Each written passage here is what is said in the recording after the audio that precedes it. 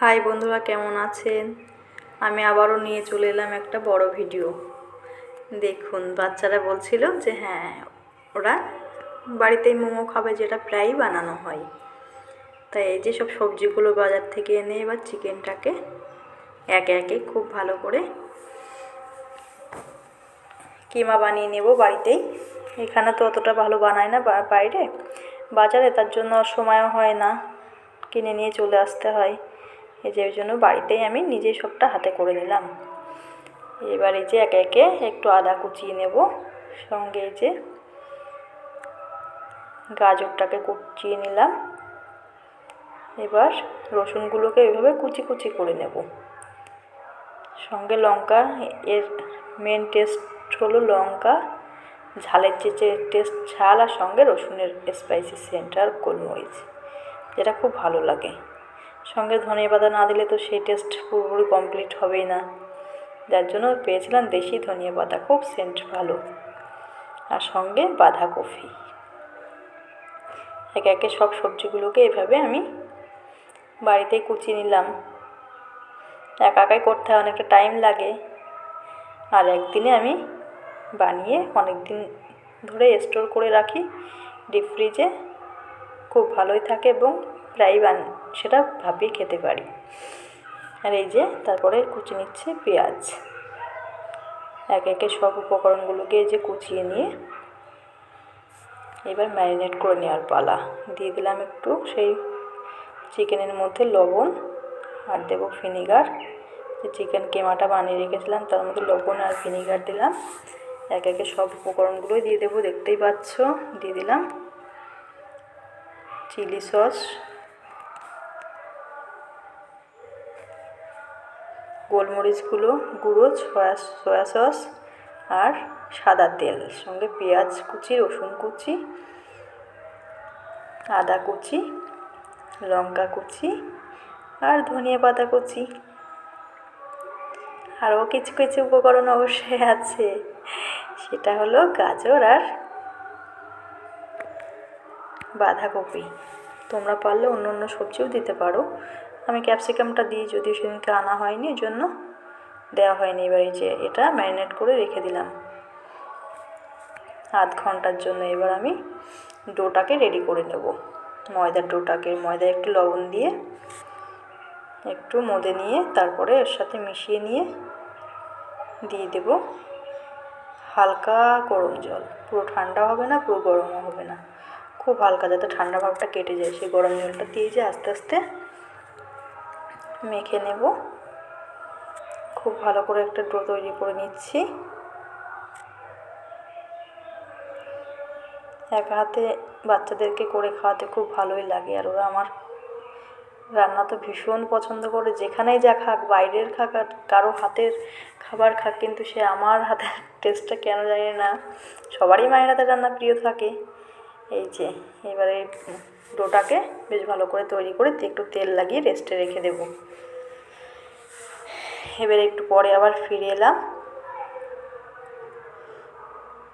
ময়দাটাকে আর একটু এই যে মেখে নিয়ে একে একে সেই ম্যারিনেট করা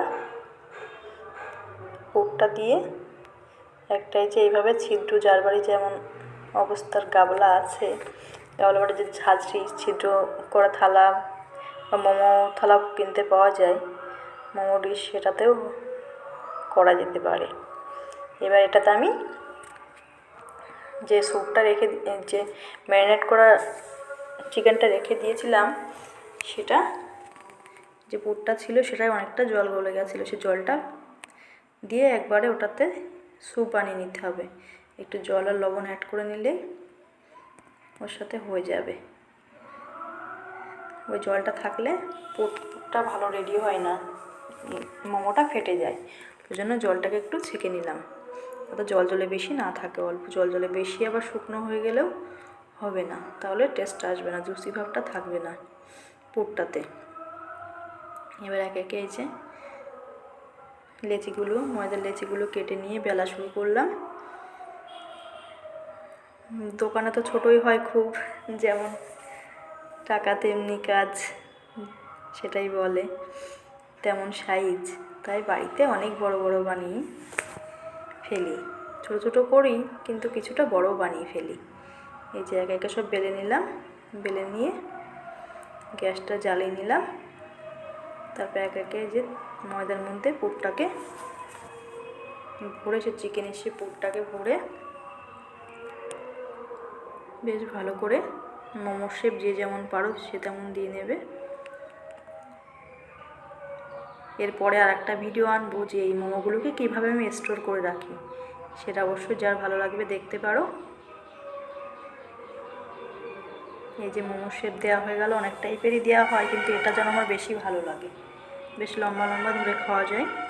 যে এবার এগুলোকে গামলার মধ্যে দিয়ে ঢাকনা দিয়ে ভাপিয়ে নিয়েছি, নিচে স্যুপটাও হচ্ছে, ওপরে মোমোগুলো সিদ্ধ হয়ে যাচ্ছে, দুদিকেই কাজ হচ্ছে। এবার একে একে যে আমি তুলে নিচ্ছি। মোমোগুলো আমার সিদ্ধ হয়ে গেল। এবার একটু কর্নফ্লাওয়ার নিয়ে জলে গুলে